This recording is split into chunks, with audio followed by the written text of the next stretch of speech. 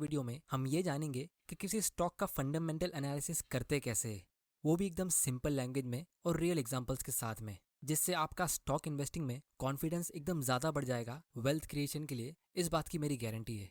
तो चलिए शुरू करते हैं। तो सबसे पहले हमें खुद का एनालिसिस करना क्यों चाहिए?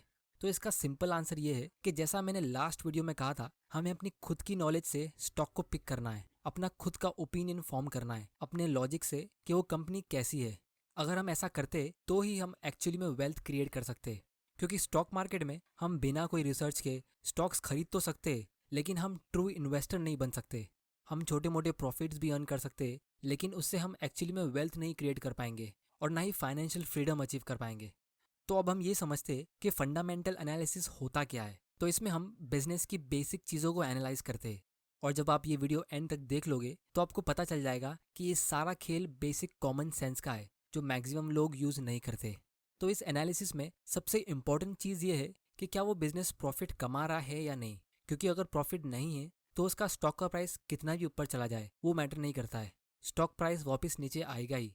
क्योंकि बिजनेस का मेन काम होता है प्रॉफिट कमाना। तो उसके बाद हम ये पता लगाने की कोशिश करेंगे कि वो बिजनेस आगे जाके और प्रॉफिट अर्न कर पाएगा या नहीं। अगर ज़्यादा प्रॉफिट कमा पाएगा तो कितना स्पीड में। फिर हम ये पता लगाते कि उस कंपनी के बंद होने के चांसेस कितने हैं, क्योंकि अगर कंपनी बंद हो गई तो सारा पैसा डूब सकता है। फिर हमें ये पता लगाना है कि वो कंपनी का मैनेजमेंट कैसा है और क्या वो ग्रोथ के बारे में प्लान कर रहे हैं या नहीं। फिर वो कंपनी के कॉम्पिटिटर्स कितने हैं और कंपनी उससे कैसे हैंडल करती है, वगैरह वगैरह। और फाइनली वो कंपनी को हम खरीदने वाले तो क्या वो सस्ते में बिक रही है या महंगे में। तो सबसे बड़ा सवाल आपके मन में आ रहा होगा कि इतनी सारी इन्फॉर्मेशन हमें मिलेगी कहाँ से। तो उसके लिए हम टिकर टेप यूज़ करेंगे, क्योंकि ये एक टूल से हमें बहुत सारी इन्फॉर्मेशन एक ही जगह मिल जाएगी। अब लास्ट वीडियो में मैंने डिस्कस किया था कि हम कैसे अच्छे स्टॉक्स फिल्टर कर सकते हैं, और उसके पहले वाले वीडियो में हमने ये डिस्कस किया था कि हमें कौन से सेक्टर के स्टॉक पिक करना चाहिए और कौन सा सेक्टर अवॉइड करना चाहिए। अगर आपने ये दोनों वीडियो नहीं देखा है तो इनका लिंक यहाँ ऊपर है और मैं नीचे डिस्क्रिप्शन में भी डाल दूंगा। लास्ट वीडियो में हमने ये 3 कंपनी फिल्टर की थी, तो इसमें से हम ब्रिटानिया को पहले स्टडी करते हैं। तो यहाँ पे हम इसके शेयर प्राइस को बिल्कुल नहीं देखेंगे और ना ही इसके पी रेशियो को, क्योंकि ये प्राइस का डिस्कशन बाद में होता है। पहले हम कोई भी प्रोडक्ट की या इन्वेस्टमेंट की क्वालिटी चेक करेंगे, क्योंकि ऐसा भी हो सकता है कि उसका फंडामेंटल इतना स्ट्रांग ना हो और सिर्फ उसका प्राइस बढ़ता जा रहा है। ऐसा स्टॉक मार्केट में अक्सर होता रहता है। इसका मैं आप लोगों को एक रियल एग्जाम्पल दिखाता हूँ। यहाँ पे हम अडानी ग्रीन लिखते और हम यहाँ पे फाइनेंशियल्स पे क्लिक करते। तो अभी हमें यहाँ पे ये इनकम स्टेटमेंट दिख रहा है। अब सबसे पहले हम ये समझते कि ये इनकम स्टेटमेंट होता क्या है। तो बेसिकली ये इनकम स्टेटमेंट, जिसको हम Indians profit and loss account भी कहते हैं, ये हमें ये चीज़ बताता है कि कंपनी ने एक साल में कितना प्रॉफिट अर्न किया, और अगर प्रॉफिट नहीं कमाया तो उसका लॉस कितने का हुआ। ये स्टेटमेंट उसका एक डिटेल ब्रेकडाउन देता है। इसके टॉप में रेवेन्यू होता है, मतलब जो पैसा कंपनी ने अपने कस्टमर्स से कलेक्ट किया अपने प्रोडक्ट्स या सर्विसेज बेच के। इसको हम टॉप लाइन भी कहते हैं, क्योंकि हमें इसमें से अभी बहुत सारे खर्चे माइनस करने हैं। जैसे हम यहाँ पे सी कॉस्ट पे क्लिक करके देख सकते हैं, यहाँ पे रॉ मटेरियल्स होते हैं, एम्प्लॉयज़ की सैलरी होती है, और ऐसे बहुत सारे खर्चे होते हैं जो कंपनी अपने रेवेन्यू से माइनस करती है। और फाइनली नीचे नेट इनकम आता है, जो कंपनी का एक्चुअल प्रॉफिट होता है, जिसकी वजह से लॉन्ग टर्म में कंपनी की वैल्यू बढ़नी चाहिए। तो अब यहाँ पे आप देख सकते हो 2016 में ये कंपनी का रेवेन्यू 0 था, यानी 1 रुपये का भी माल नहीं बेचा, और इसीलिए इनका नेट लॉस हुआ। ये माइनस साइन आप देख सकते हो, क्योंकि खर्चे तो हो गई, कंपनी स्टार्ट हो गई है। और अगर हम 2020 का रिजल्ट चेक करेंगे तो आप देख सकते हो कि कंपनी का रेवेन्यू तो बढ़ गया, मतलब इन्होंने कस्टमर से पैसे कलेक्ट करना शुरू कर दिए, लेकिन कंपनी का नेट इनकम फिर भी माइनस में ही है। क्योंकि कंपनी का पीबीआईटी मतलब profit before interest and tax, यानी जो प्रॉफिट कमाया है उसमें से अभी लोन का इंटरेस्ट और गवर्नमेंट का टैक्स भरना बाकी है। तो ये पीबीआईटी 944 करोड़ का था, लेकिन इंटरेस्ट पेमेंट करने के बाद -49 करोड़ का हो गया, जिससे हमें ये पता चलता है कि ये कंपनी फिलहाल कर्जे में डूबी है। जैसा हम यहाँ देख सकते हैं, इसका डेट टू इक्विटी रेशियो 6/1 का है, और ऐसी हाई डेट वाली कंपनीज ज़्यादा रिस्की होती है। इनके बैंकरप्ट होने का चांसेस बहुत ज़्यादा होता है। जो आप यहाँ देख सकते हो, डिफ़ॉल्ट प्रोबेबिलिटी इसका हाई है। तो ऐसा कैसे हो सकता है कि कंपनी तो लॉस पे लॉस रिपोर्ट करती जा रही है, लेकिन उसके स्टॉक का प्राइस 50 रुपये से 1000 रुपये की भी ऊपर चला गया? तो दोस्तों इसका आंसर काफ़ी सिंपल है, वो है सेंटीमेंट्स। मैंने इस कंपनी की एनुअल रिपोर्ट पढ़ी है, जहाँ पे इन्होंने क्लियरली मेंशन किया है कि इनका 2030 तक का गोल क्या है और वो कैसे अचीव करने वाले हैं, जिसको अभी भी 10 साल बाकी है। और इसीलिए मुझे ऐसा फील होता है कि ये स्टॉक क्रैश हो सकता है। ये कब होगा हमें ये नहीं पता। अब मैं ये क्यों बोल रहा हूँ इसका भी मैं आप लोगों को एक सिंपल और लॉजिकल एक्सप्लेनेशन देता हूँ।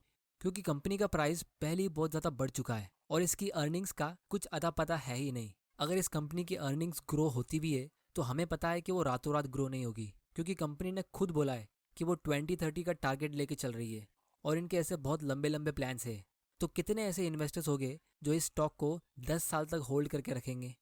क्योंकि जिन्होंने इसमें रिसेंटली इन्वेस्ट किया है इतने महंगे प्राइस पे, आई एम 99% श्योर कि मैक्सिमम लोगों ने सिर्फ इसके प्राइस को बढ़ता हुआ देख के और उसके नाम के आगे ग्रीन लगा हुआ है वो देख के इन्वेस्ट किया होगा।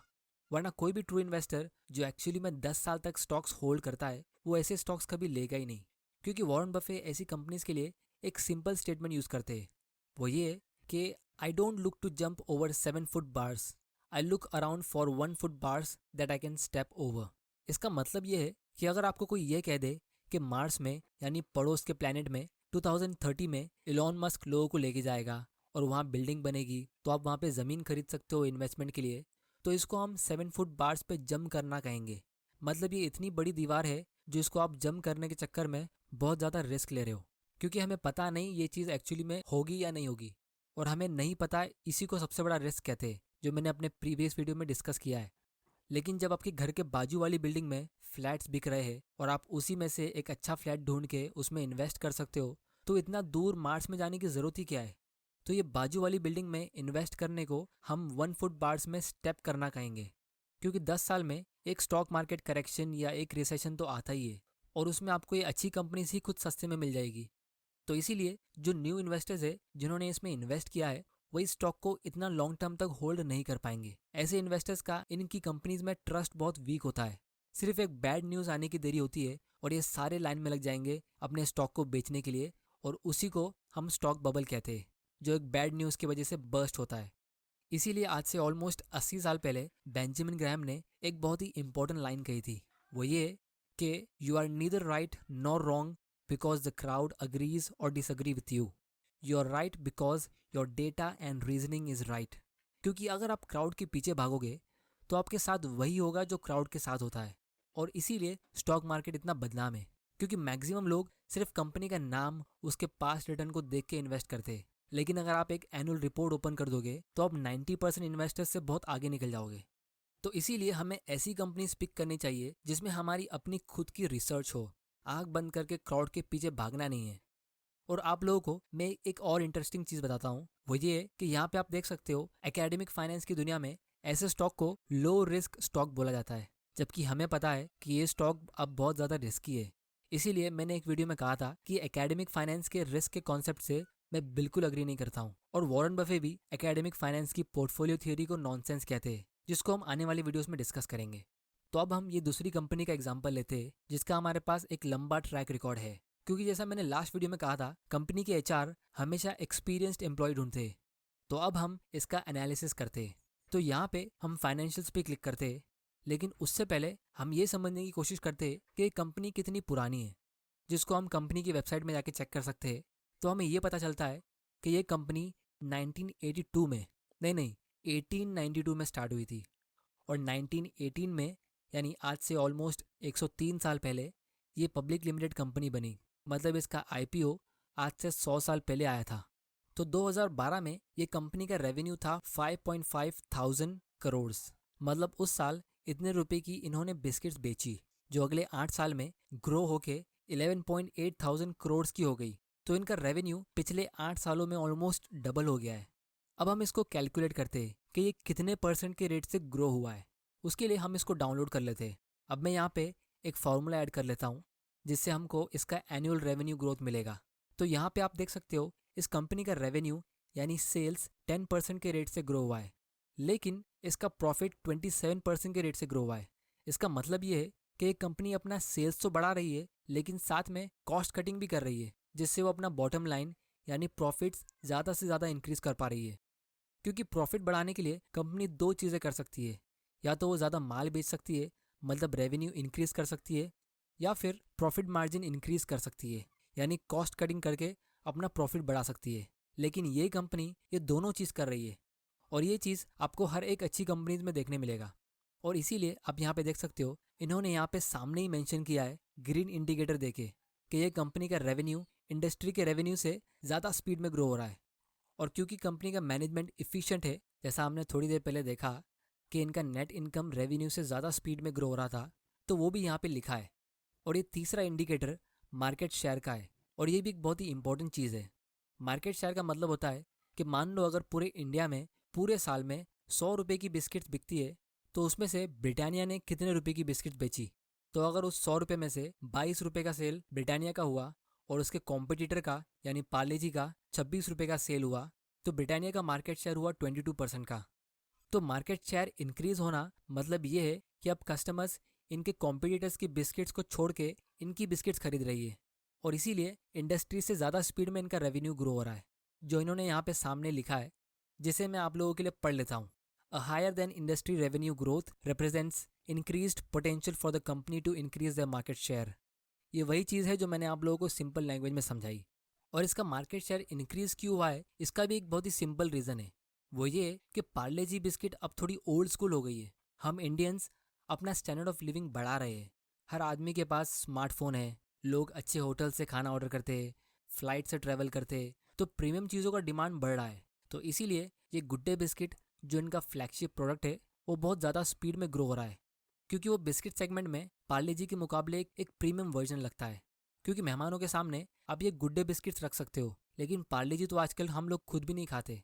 और अगर हम इनकी एनुअल रिपोर्ट ओपन करेंगे, जो हम यहाँ पे क्लिक करके इजीली ओपन कर सकते हैं, और हम मार्केट शेयर सर्च करते हैं, तो मैनेजमेंट ने इसे 5 जगह मेंशन किया है कि इनका जो मार्केट शेयर इंक्रीज हुआ है वो इनका एक डेलिब्रेट एफर्ट था, ये अपने आप नहीं हुआ है। यहाँ पे हम पढ़ सकते हैं, despite the challenging business environment during the year 2019-20, your company was able to increase its market share and improve profitability through innovations, cost efficiency programs and expansion in distribution। ये सब वही चीज़ें हैं जो मैंने आप लोगों को एनालाइज करके पहले बता दी, और आने वाले वीडियोस में हम इसके फ्यूचर के बारे में एनालिसिस करेंगे। और जब हम बात करते हैं डिविडेंड्स की, तो ये कंपनी ने काफ़ी सालों से बिना रुके कंटिन्यूसली डिविडेंड्स पे किया है, जिसको हम यहीं पे चेक कर सकते हैं। Britannia has increased dividends consistently over the last 5 years। मतलब सिर्फ डिविडेंड्स कंटिन्यूसली पे नहीं किया है, बल्कि इंक्रीज भी किया है। और अगर आप नोटिस करोगे तो ये कंपनी ने लास्ट ईयर का डिविडेंड अप्रैल और अगस्त में पे किया था। ये वही टाइम था जब सारी कंपनीज के स्टॉक का प्राइस क्रैश हो रहा था कोरोना के डर से। इसीलिए जब आप अच्छी कंपनीज में इन्वेस्ट करते हो, तो वो पैसा छापने की मशीन होती है। उसके स्टॉक प्राइस के फ्लक्चुएशन से आपको कुछ फ़र्क पड़ेगा ही नहीं कि उन कंपनीज का स्टॉक प्राइस कहाँ जा रहा है, बेयर मार्केट चल रहा है या बुल मार्केट। क्योंकि अच्छी कंपनीज कंटिन्यूसली पैसा कमाते रहती है हर एक मार्केट कंडीशन में, जिसकी वजह से इनके प्रॉफिट्स अपनी जगह बढ़ते रहते हैं, और वो अपने डिविडेंड्स टाइम पे करती रहती है। तो आप लोग मुझे नीचे कमेंट करके बताना, इन दोनों कंपनीज में से यानी अडानी ग्रीन और ब्रिटानिया में से कौन सी कंपनी में आपको परमानेंट कैपिटल लॉस का चांस लगता है। मतलब कौन सी कंपनी में आपको पूरे पैसे डूबने का चांस लगता है, और कौन सी कंपनी में आप एक्चुअली में वेल्थ क्रिएट कर सकते हो। कुछ लोगों के लिए आंसर काफ़ी सिंपल होगा, क्योंकि आप लोग मेरे वीडियोस देखते आ रहे हो और आपने ये वीडियो भी पूरा देख लिया है। तो इस वीडियो को शेयर करना मत भूलना अपने दोस्तों के साथ, अपनी फैमिली के साथ, ताकि उनको भी पता चल सके कि एक्चुअल स्टॉक इन्वेस्टमेंट होता क्या है। और क्योंकि ये क्वालिटी कंपनी है, तो बहुत लोगों को इसका स्टॉक का प्राइस थोड़ा महंगा लगता होगा, लेकिन क्या ये सच में महंगा है, इसको हम फ्यूचर वीडियो में डिस्कस करेंगे। तो उसके लिए चैनल को सब्सक्राइब करना मत भूल जाना और बेल आइकन प्रेस कर देना, ताकि आप ऐसे इंपॉर्टेंट वीडियोस मिस ना कर दो। तो दोस्तों, ये था एक बेसिक ट्यूटोरियल कि हम फंडामेंटल एनालिसिस करते कैसे है, और आपको खुद एक आइडिया मिल गया होगा कि ये इतना कॉम्प्लिकेटेड नहीं है जितना हमें लगता है, और एक छोटे से एनालिसिस से हम अपना कितना लॉस बचा सकते हैं। दोस्तों, आप इस टिकर टिप के प्रो वर्जन के लिए सब्सक्राइब कर सकते हो, जिसमें हमको और ज़्यादा फीचर्स मिलते हैं, जिससे हमारा एनालिसिस और ज़्यादा ईजी हो जाता है और टाइम भी बच जाता है। तो इसका लिंक मैं नीचे डिस्क्रिप्शन में डाल देता हूँ। और अगर आपको फ्री में डीमैट अकाउंट ओपन करना है स्टॉक्स खरीदने के लिए, तो मैं उसका लिंक भी नीचे डिस्क्रिप्शन में डाल देता हूँ। तो दोस्तों, आज के वीडियो में इतना ही। आप नीचे कमेंट करना मत भूलना कि आपको ये एनालिसिस कैसा लगा और आप कौन से स्टॉक का एनालिसिस फ्यूचर में देखना चाहते हो। वीडियो पसंद आया तो इसे लाइक करो, नहीं पसंद आया